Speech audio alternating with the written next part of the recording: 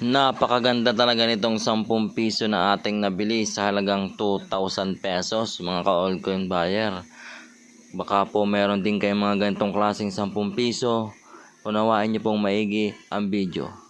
Magandang araw mga ka-altcoin buyer.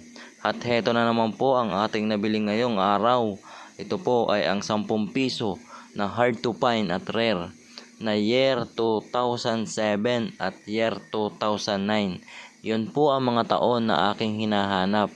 Ito pong nabili ko na ito ay year 2007 at nabili nga po natin ito sa halagang 2,000 pesos dahil po sa ganda nitong barya na ito. At ito po ay good condition, brilliant condition.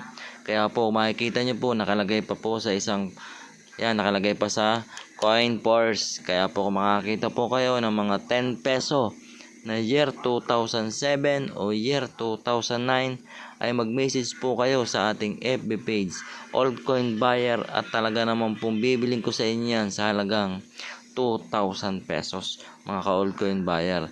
At meron pa po tayong ibang binibiling barya, ipapakita ko rin po sa inyo.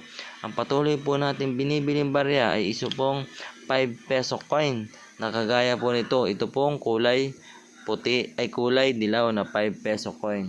Iba pa po ito doon sa NGC coin na mga 5 peso na kagaya nito. Ito po ang binibili ko po dito sa 5 peso na ito ay itong mga error coin pagka ganito pong kulay silver. Pero pag ganito pong kulay dilaw mga ka-altcoin buyer, ang binibili ko po dito ay yung taon na year 2006. Yung lamang pong taon na year 2006 ang binibili ko sa mga ganitong klaseng 5 peso coin. Dahil po yun po ay rare at hard to find. Pagka po ibang taon ang inyong hawak, ayan po ay common coin lamang. Basta po ang patuloy kong binibili sa ganitong klaseng 5 peso coin ay yung year 2006. Saka nga po pala pati po yung mga error coin.